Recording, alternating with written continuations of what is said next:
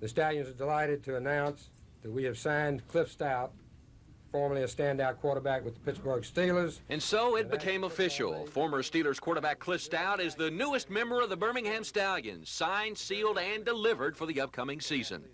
In order to sign Stout to a reported 3-year, $3 million contract, the Stallions had to part with last year's $1 million signee, Reggie Collier.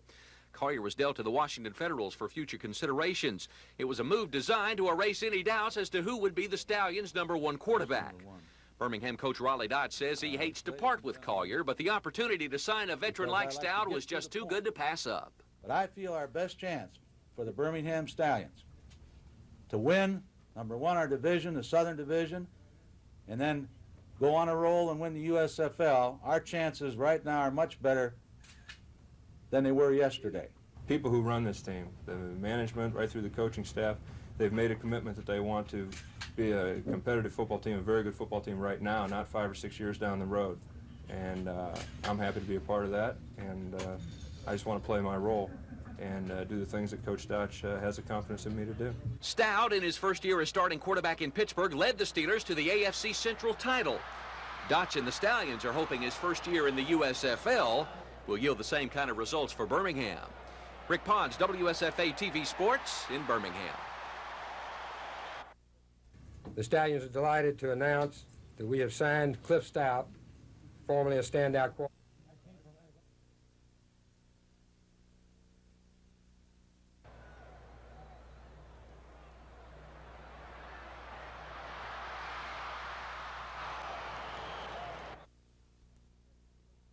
Can anybody beat Kentucky? That's the question the other 9 SEC teams are asking in the early stages of the conference schedule. The Cats have impressively rolled through 4 league foes, and they have their sights set on Auburn tomorrow night. Tiger coach Sonny Smith has been impressed. He says the Cats are awesome. They have the best basketball team in America right now. They're very capable of winning the national championship. It's just a matter of what injury or the road might do to them on some night, but they have the combination of power and finesse and great defense and good coaching that it takes to win big games. For Auburn to have a chance to beat Kentucky, they must figure out a way to stop the Twin Towers, 7-footers Sam Bowie and Melvin Turpin. They're 2 great players. They're different, whereas in Bowie, he's a more dimensional player where he can pass. You know, he does a lot more things, but Turpin, he's a good shooter. And Bowie, he hasn't been shooting that good lately, but he does a lot of the intangible things that you don't see in the stats. Despite the presence of the Twin Towers, Auburn plans no change in what they do best. Still plan on trying to get it inside? Yes. I think we're going to play pretty much our same game. I think this time we're going to have to use our bodies a lot more and try to get between them and the basket a lot more, I think, this time. Wherein we have gone and lobbed it in there with them behind us, this time we're going to have to try to get it when they're not around, and try to get inside and lay it up. It's the early showdown for SEC supremacy. Can Auburn upset the mighty Wildcats? An expected sellout crowd and national television audience will be asking the same question. Tip-off is 7 o'clock tomorrow night at Auburn's Memorial Coliseum. Rick Pons, WSFA TV Sports in Auburn.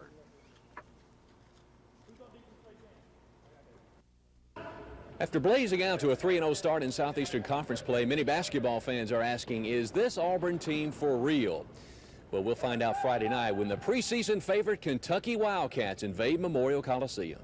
I think we are confident that we have an opportunity to beat these Cats because they're in our place, and we're ready for them. It's a big game because they're ranked #1, 2 in the country. They have a great team, but I feel like if we just take our best to them, if they beat our best, we don't have nothing to be ashamed of. Frank, your first time against Kentucky, how do you feel? I feel pretty good. I'm not nervous enough. Not intimidated at all? No, They just like us, put one pants leg on every time. Well, I don't think our team's afraid of Kentucky. I think that they look forward to playing Kentucky because we've had so many close games with them. And we've been fortunate enough recently to come out on the good end of some of those. And I think that our team realizes that they can play with a lot of people. What would a win over Kentucky mean for this Auburn program now? Well, of course, it would be great for the program. To be able to defeat the #1 or #2 team in the nation would be super. But I think whether we win or lose a game is not going to be the determining factor for the program. I think the program is on its way, and I think it's capable of so-called turning the corner and keep going. And I'm looking forward to the rest of the season. On paper, it doesn't look like anybody can play with Kentucky. They feature the Twin Towers, 7-footers Melvin Turpin and Sam Bowie, who's back and healthy after a 2-year absence. They have great players at all positions and a deep bench as well. How will Auburn go about trying to upend the Wildcat Express? Well, we'll try and answer that tonight at 10. Rick Pons, WSFA TV Sports in Auburn.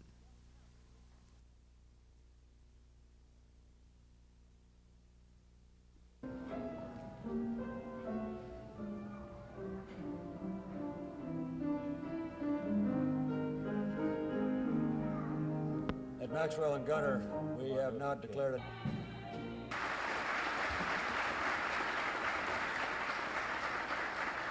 Dr. Martin Luther King Jr., who has inspired my life the most. So happy to be here in Montgomery, where the civil rights movement got its public start.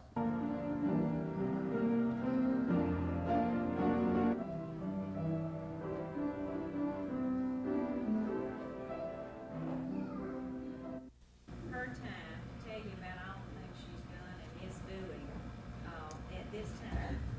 I want to bring you greetings from one of the things that Probably we will not be able to address the whole plan at this legislative session. We will ask our membership to endorse the idea of the plan.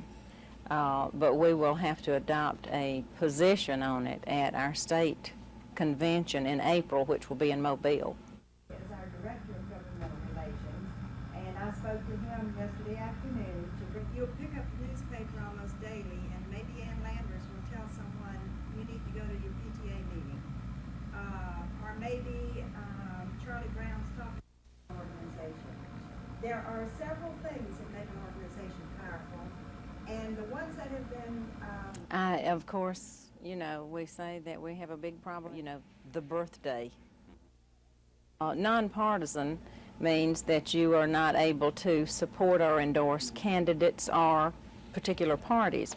Non-political, we are political. We're not non-political. Political means that you work for securing laws for whatever issues you're working for. And in your case, that's... Our case, it's children. Commissioner John Knight called for the meeting to introduce a resolution requiring contractors to use more minority subcontractors in order to get county construction contracts. There has got to be some good faith effort on behalf of county government to try to get minorities involved not only in construction projects but a lot of projects. I mean, it's just got to be a good faith effort. However, County Attorney Knox Argo pointed out that the requirement to use minority subcontractors in order for the contract to be awarded would be in violation of the competitive bid law.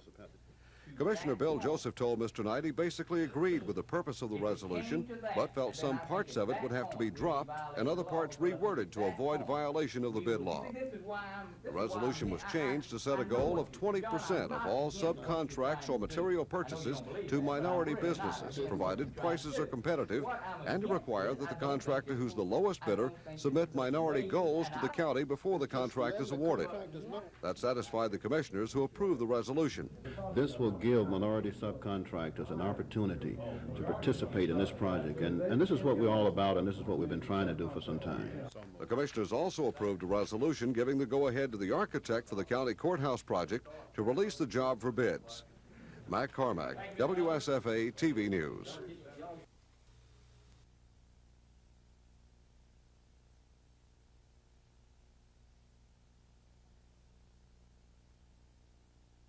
In the pat mode. Sergeant Chancey. Yeah. Sergeant Crosby.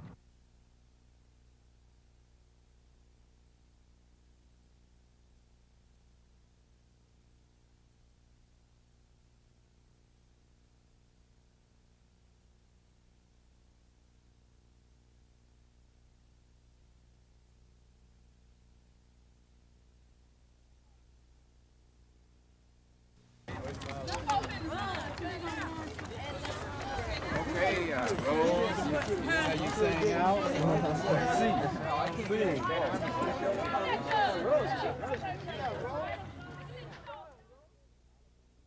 We sent invitations to running clubs in Alabama and Georgia, asking that each club provide us with at least one running representative, and the response has been tremendous.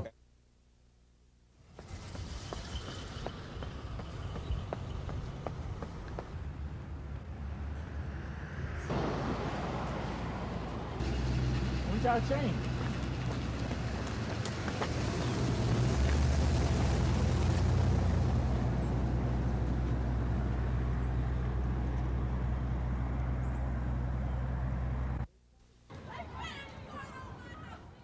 They started out at a church in Selma where Dr. King once preached. A handful of runners beginning a 315-mile trek to Atlanta in memory of all that Dr. King stood for. We sent invitations to running clubs in Alabama and Georgia, asking that each club provide us with at least one running representative, and the response has been tremendous. In all, 52 runners will take turns in the relay, running about 6 miles at a time and carrying a baton they say symbolizes love, justice, righteousness, and the fact that truth never rests. We just saw the opportunity and felt the need to rise to the civic responsibility that we as runners, as human beings have. This is the first year for this run, but organizers say it will be an annual event from now on. The run will wind up Sunday when the runners lay their baton on Dr. King's grave in Atlanta. Tom Foreman, WSFA TV News. And when I say show evidence, I'm just talking about a copy of a letter that they wrote to the minority soliciting their bid on the price. I don't see a thing wrong with that. It doesn't. Letting the contractors know what our goals and our field. Okay, is there anything that would prohibit us from having, say, the commission saying we would like to have a goal of at least X?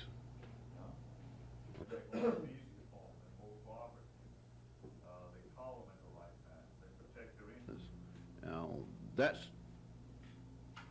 the point that I want to get to and try to change and try to have some involvement. And the main thing that I'm after is to make sure that these subcontractors are 15th of January, 1929. I think you'll agree it's much more appropriate and fitting that we mark the birth of Dr. King rather than his death. To be here today on this grand occasion, I come to this occasion and celebration with a lot of inspiration.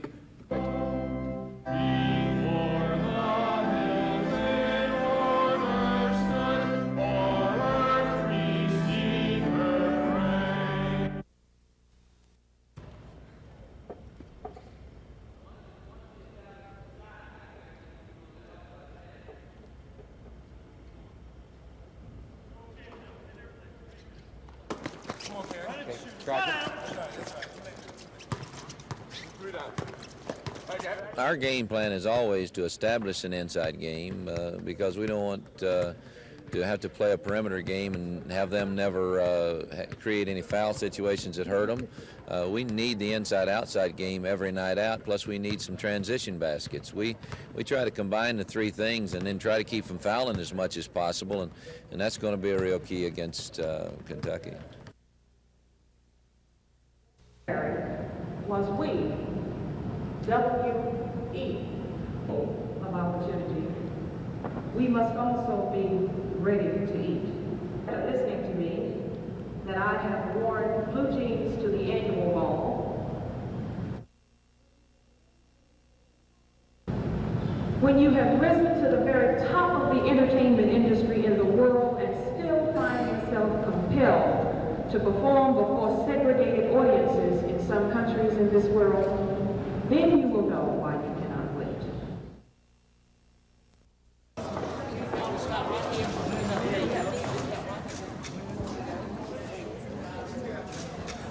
Did he wait? Sure he's right. Oh, these bright lights. George had a terrible way to... Is that...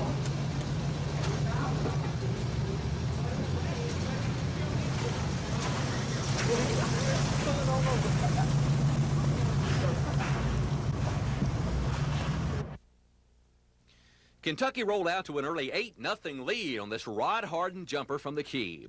But Auburn outscored the Cats 16-2 over the next 5 minutes. Charles Barkley was a key off the bench. He'll slam it home here off the follow-up. Chuck Person then hits from outside here, and Auburn led it 16-10. But Kentucky battled back to tie it at 18 on this Jim Master jumper. But the Cats from there never could seem to get it going. They suffered turnover problems all night. Gerald White causes the steal and gets the layup here at the other end. Auburn's game plan was to work it inside, and Barkley responded with a game-high 26. Right here, he scores and draws the foul with the three-point play. Auburn led by 8, and it was 41-34 Tigers at halftime. Second half, Kentucky cut that lead to 3 early. Turpin follows here for 2 of his team-high 22. But the Cats couldn't shake the turnover. Here, Person goes on the 3-on-2 break for 2 of his 25. Greg Turner added 12 for Auburn. That's him hitting from way out. Sam Bowie added 15 to back Turpin for Kentucky. This three-point play pulled the Wildcats within 6 at the midway point of the second half. But from there, it would be all Auburn. Person slams it home here off the steal, and that would be the story of the game. Auburn pulls the upset of the season to this point, beating second-ranked Kentucky 82-63. And Coach Sonny Smith calls it one of his sweetest victories.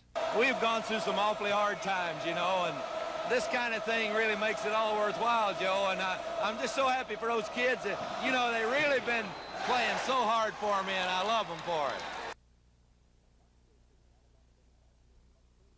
On March 13th, Alabama Democrats will select 35 delegates and 11 alternates by congressional district, in addition to voting for the Democratic presidential candidate of their choice.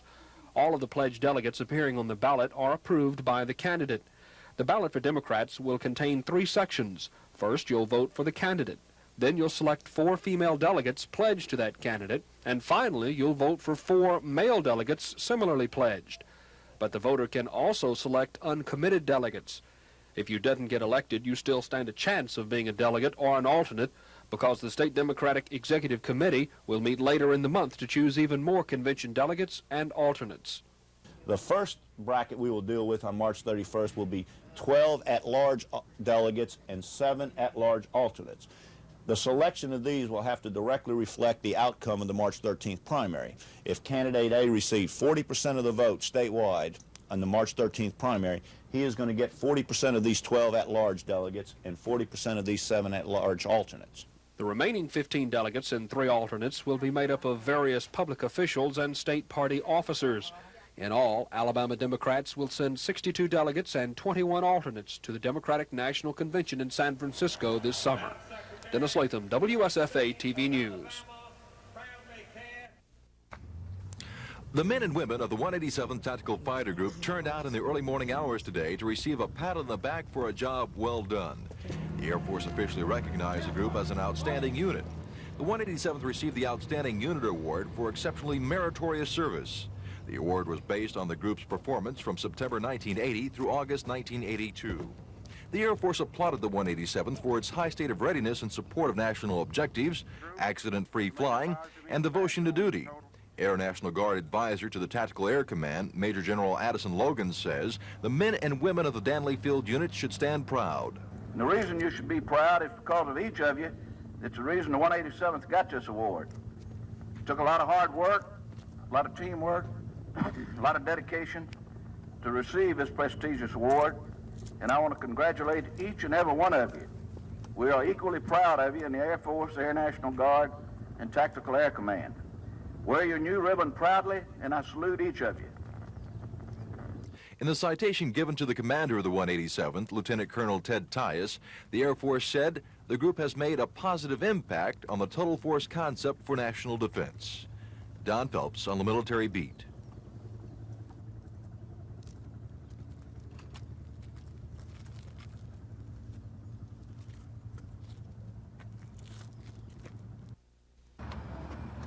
The meeting at Lee High School is something of a learning experience for the PTA, a lesson in the subject of practical politics.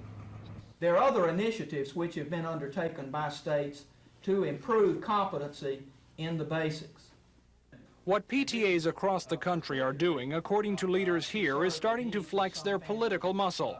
State PTA President Ann James says in Alabama that means fighting for some specific items. Our number one priority will be the same thing that it was last year, the kindergarten program. We've made an impact on kindergartens across the state now, and we want to see fully funded kindergartens across the state of Alabama for 5-year-olds.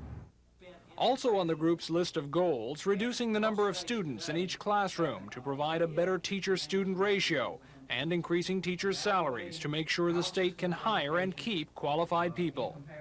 Whether or not the PTA accomplishes this year's goals may in fact be secondary to their overall goal of becoming a force to be reckoned with in the political arena. Tom Foreman, WSFA TV News.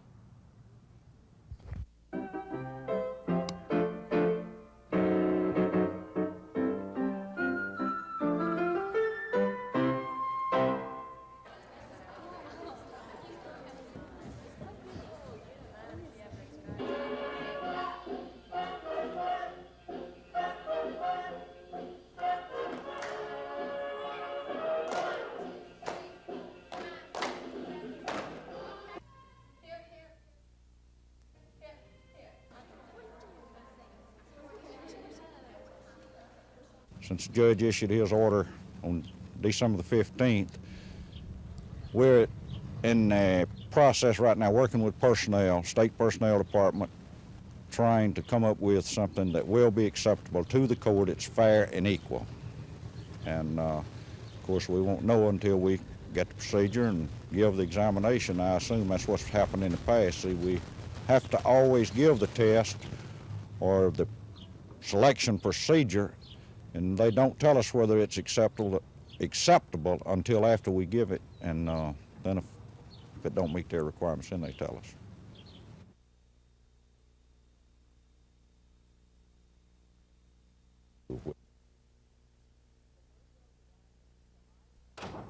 The Birdwells of Athens, the Myries of Fairfield, and the Smiths of Thomasville have a common bond.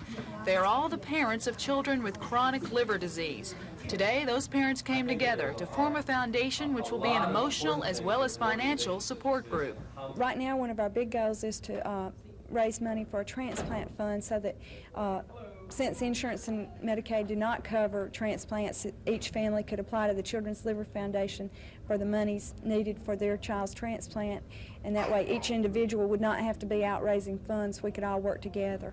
Currently, most insurance companies will not pay for liver transplants because they have been classified as experimental surgery by the National Institute of Health. But Alabama's only pediatric liver doctor disagrees with that assessment. Liver transplantation has come of age, and in my feeling, it should no longer be classified as an experimental surgery. The group also plans to make the public aware of the critical need for liver donations by setting up a liver donor bank in Alabama. 50 children in Alabama have been diagnosed as needing liver transplants within their lifetimes. The founding members of the Alabama Liver Foundation hope the chapter will provide them not only with an emotional support group, but will ultimately help them to save lives. Lisa Walsh, WSFA TV News at the Birmingham Children's Hospital.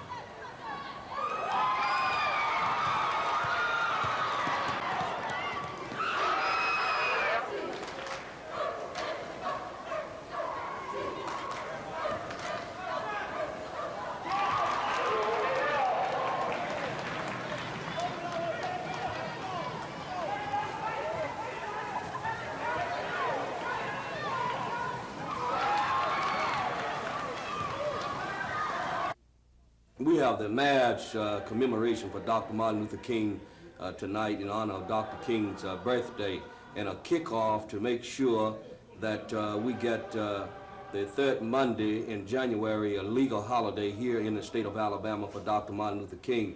As you know that I have already pre-filed a bill in the state legislature to make the third Monday in January a birthday for Dr. Martin Luther King here in the state of Alabama, a legal holiday. And certainly we hope to get the support of the governor and the Senate and the House of Representatives on this issue.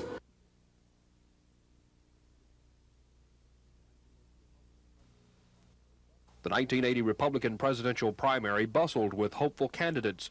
But this year, Ronald Reagan and the Republicans have the White House, and no other GOP candidates are likely to mount a challenge. Nonetheless, the Republicans are holding a primary, along with Democrats, on March 13th. Republican voters will, however, have a much simpler task when it comes to entering the voting booth.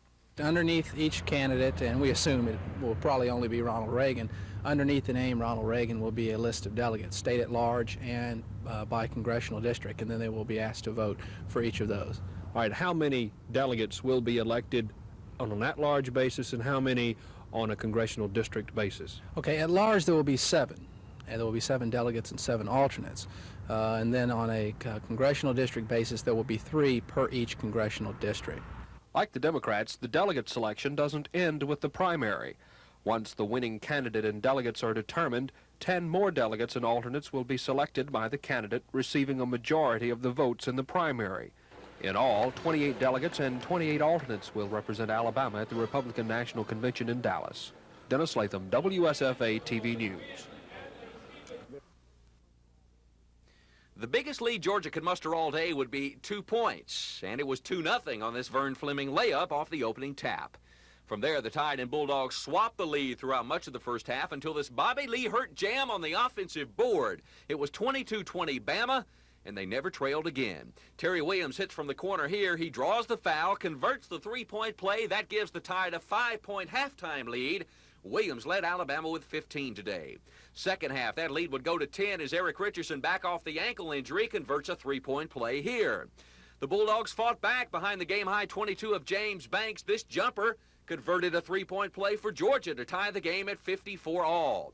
But when Darrell Neal slams home Buck Johnson's miss here and converts yet another three-point play, the Tide had the lead again for good at 59-56.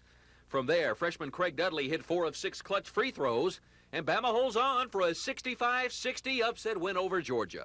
The Bulldogs are now 2-2 in league play. Alabama is 2-3. Alabama's junior miss. I'm going to be in Alabama's junior miss next week. Old age. What about old age? Of course, I can't do nothing about that. I'm a 78 going on 79. Still alive. Thankful to be. I think the people in the legislature should look out for the people as a whole, not just their own welfare. They should get a little more of a business-like manner in the legislature down there and run the state like a business and stop turning around every time new taxes go, every time a new legislature goes in, the only thing they think about is how we can gouge the people and get more tax money out of them. And here in the front page on the paper yesterday, they want $175 million taxes to better the education. You can take a horse to water, but you can't make him drink. I don't care how much you pour into it. If you can't educate him, you're not going to educate anybody. The economics. What about the economics? Well, it's hard these days to, work if you don't have money coming in, So the little money that you're making, you got to make it stretch. Think it's getting better or worse? It's improving. I cut hair, so I can see my business, improving a little bit compared to, the last couple of years. So other than that, everything's all right. The 19-point Auburn win was no fluke. After falling behind 8-0 early, the Tigers gathered their poise and proceeded to turn the Wildcats every which way but loose. Chuck Person was the offensive spark. He led the Tigers with a game-high 25. He was scoring inside with driving layups like that one and popping from the outside, hitting that one from the top of the key. Big Charles Barkley off the bench played maybe the best game of his career. He hauled down a game-high 10 rebounds against the Twin Towers. And he scored 21. Many of the power variety like that follow-up jam. Auburn's freshman guards harassed Kentucky's more heralded and experienced backcourt all night. They were a big reason for the Cats' astounding 24 turnovers. Gerald White, after causing a steal, gets one of the many transition layups for Auburn here. A 19-point win over mighty Kentucky. And no, it was not a fluke. We knew we can beat them. Like I said before, we knew they could be beaten on a given night, and maybe the night was that night. We decided before the game that we just going to go out and play our best with God's help, and just if they beat our best, we weren't going to worry about it. We played our best, and just thank God we won. We didn't go into the game with any means thinking it was going to be a picnic. We knew in order to get a victory, it was going to be a close game. So a 19-point victory on their side is surprising, but they were going in feeling that they weren't the underdog. I think Auburn's an excellent basketball team, as talented as anyone we've played. We caught up with Bill Patch in Sellers, Alabama, just south of Montgomery. He left his farm in Illinois on November 27th in this corncob-powered 1958 Rambler. All my life, I wanted to take a trip to Florida. And I thought from the pretty pictures that I've seen, that'd be as close to heaven as I'd ever get.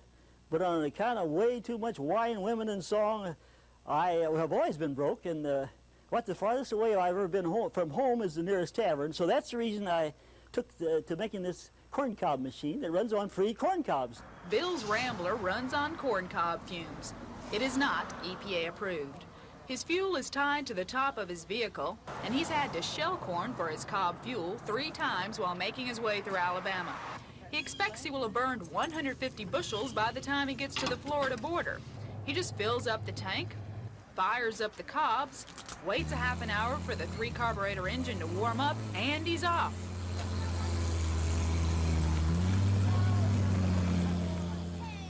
Unfortunately, the miles per cob are pretty low. He'll have to go through the whole corny process 50 miles down the road. Lisa Walsh, WSFA TV News.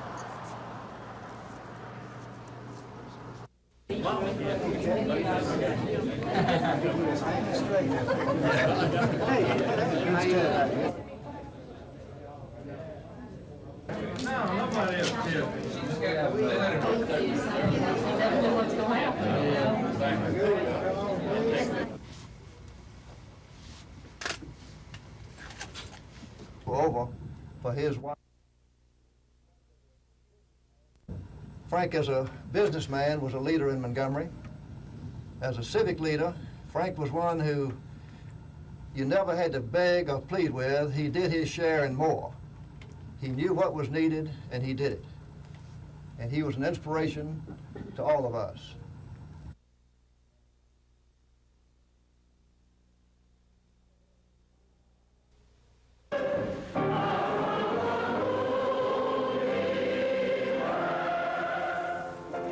At the Dexter Avenue King Memorial Baptist Church, the congregation was celebrating, looking back on the life of a man so many here knew and loved.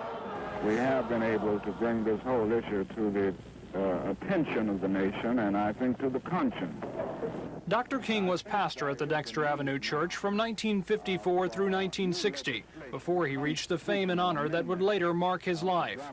Today, the speakers came to talk about the racial equality and the justice they say Dr. King believed in. And it is a torturous logic to use the tragic results of segregation and discrimination as an argument for the continuation of it. But even though the service was to honor Dr. King's work from years past, the clear emphasis was on the future, on what his teachings mean today and what they will mean tomorrow, on the goals that some feel are still waiting to be met. I'd like to leave you with a message that is not my own, but a message that Dr. King gave to the world. We have an opportunity to make America a better nation.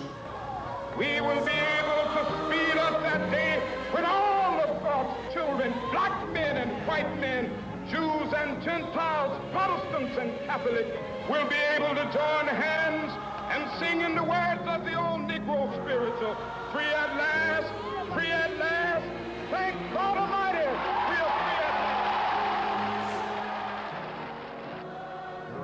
last. Tom Foreman, WSFA TV News. Florida never trailed in this game thanks to the quick start of freshman guard Andrew Moten. He opened the game going 6 for 6. This driving shot along the baseline put the Gators up 5 midway through the first half. Eugene McDowell and Ronnie Williams were tough inside for Florida. McDowell here with the slam off the alley-oop. This is Williams working inside with a nice finger roll. He had 16 points for the Gators. Florida took a 12-point halftime lead when Vernon Delancey gets a bucket here on a nice reverse layup, give the assist to Moten. The Gators' lead went to 14 in the second half before Vandy fought back. Glenn Clem inside had 10 to lead the Commodores. That bucket got Vandy within 4, but they never got closer. Moten capped off a career-high 25-point performance with this slam off the break as Florida beats Vandy 73-59. The Gators now 2-2 in the SEC. The Commodores are 3-2.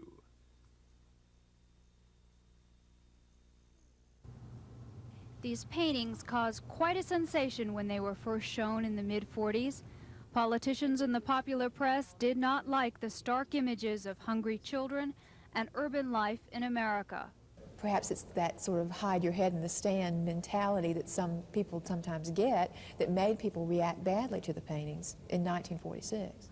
The exhibit was supposed to show Europeans the most progressive trends in American art, but it never made it overseas.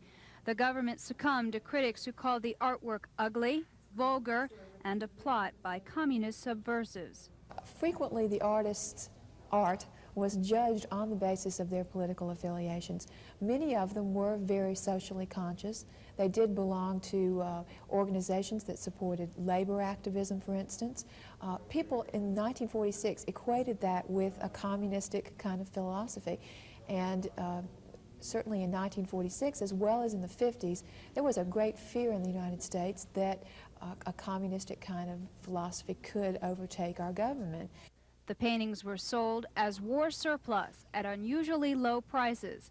Auburn University bought many of them, correctly believing the paintings would be important someday to art historians and to anyone who wants a better understanding of post-war America. Susan Silvernail, WSFA TV News. Fire units responding to what started out as a small grass fire found an inferno engulfing dozens of cars. Firemen's efforts to control the fire were punctuated by the sounds of exploding gas tanks and tires. The cause of the fire is not certain. Firemen speculate either a cigarette or a hot catalytic converter touched off the fire in dead grass covering the field. In all, 51 cars were damaged, about half of them totaled. The fire was under control in about a half an hour, not much after the Senior Bowl's opening kickoff. Alan Green reporting for NBC News.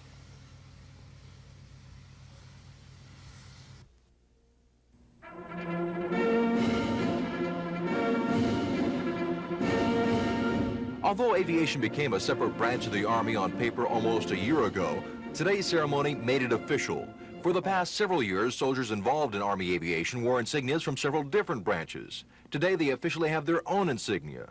Deputy Commanding General of the Army Training and Doctrine Command, Lieutenant General Carl Vono says, today is an historic day for Fort Rucker and the Army. Today's Army is a high-tech Army, and that played a large role in aviation becoming a separate branch. And for that air-land battle that we talk so much about, which is really our how-to-fight doctrine for the Army, nothing is more important than the capability that you bring to that battlefield.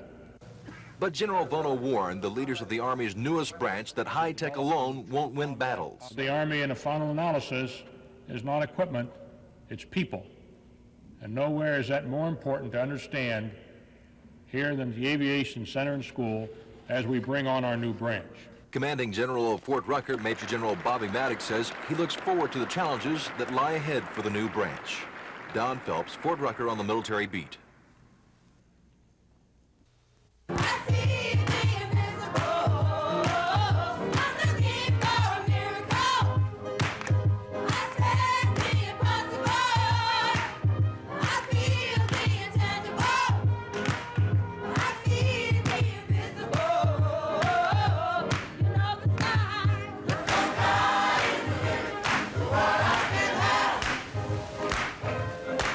Just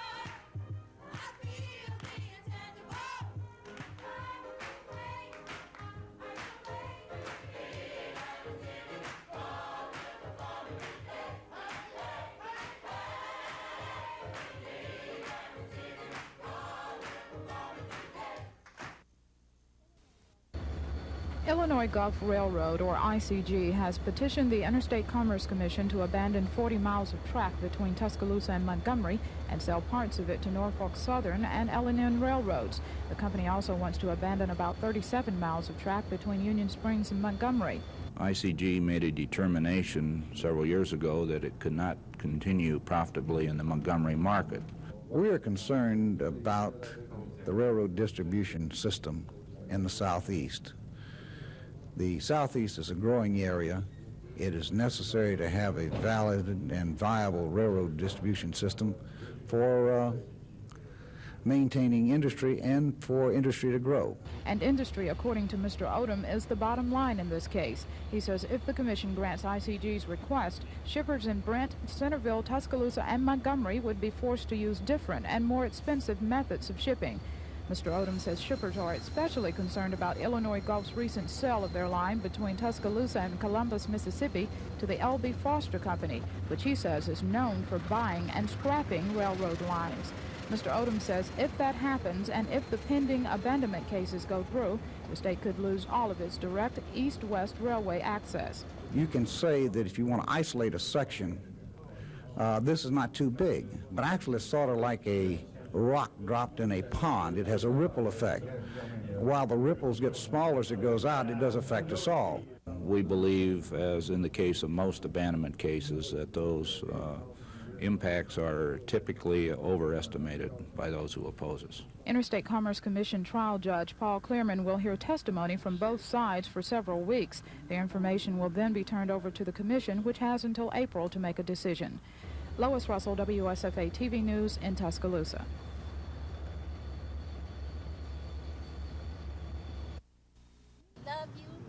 Minnie Wilson is a businesswoman who's proud to run her own beauty shop and proud of her community.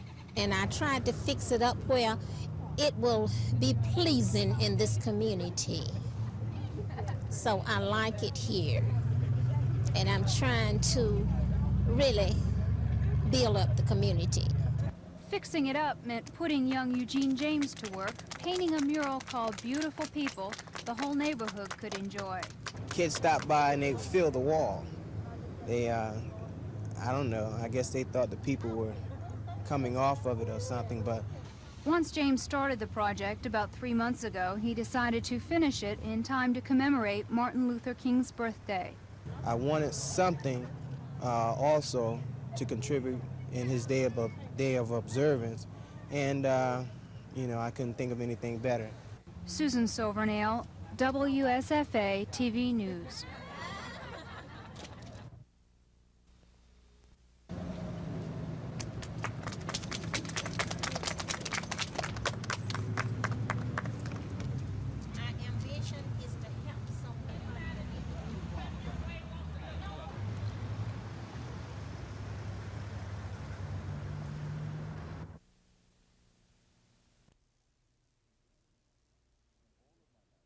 In all of my life, I feel very, very, very good about myself. It should be noted this was a minor part of the town meeting. The bulk of the questions dealt with Central America, aid to education, federally insured health care, liberal concerns that brought liberal responses. If anything, these voters felt the censure and the confession that preceded it showed a human side of their congressman, that he and they had learned from it. And if the old Greek precepts of wisdom through suffering still hold, I don't know if I can stand learning anymore. Fred Briggs, NBC News.